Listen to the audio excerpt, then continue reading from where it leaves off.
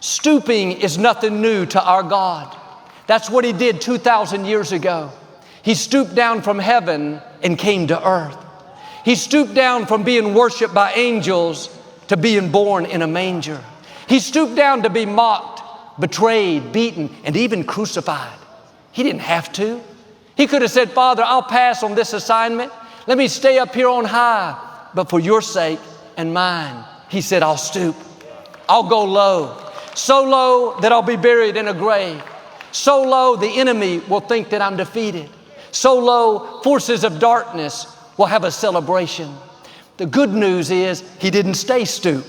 He stooped for a moment, but He got back up again. He defeated death, hell, and the grave for you and for me. Now He's not only the all-powerful, resurrected Savior, but He's the God who stoops. He still comes to messy places. He'll still meet you where you are.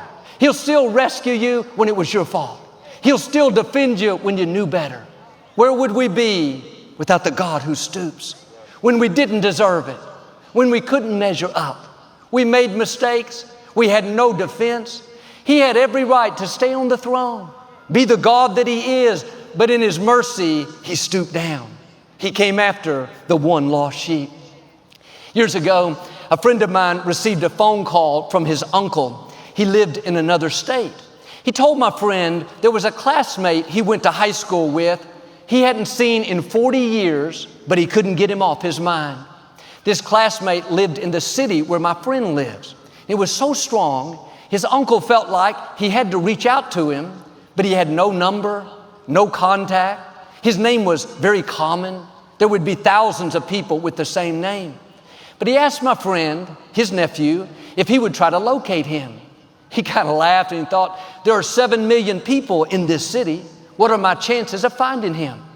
The next day, my friend went to his mailbox. There was an advertisement for a business. He noticed the man's name was the same his uncle mentioned. He thought, what do I have to lose? He called the number, said, I know this is odd, but I have an uncle by the name of so-and-so, and I'm wondering if you went to high school with him. The man couldn't believe it and said that he did. My friend said, my uncle is very concerned about you.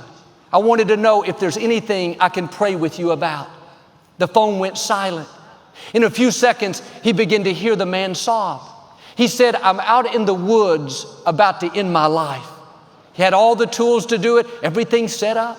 My friend began to encourage him and let him know that God still had a plan and purpose for his life.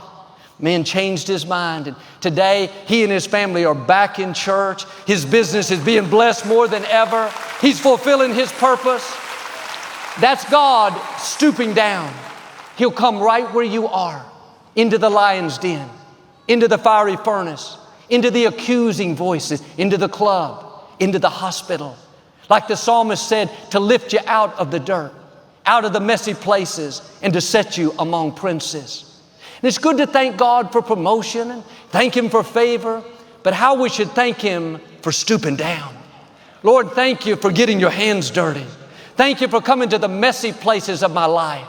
Thank you for restoring me when I was broken, redeeming me when I failed, healing me when I was hurting.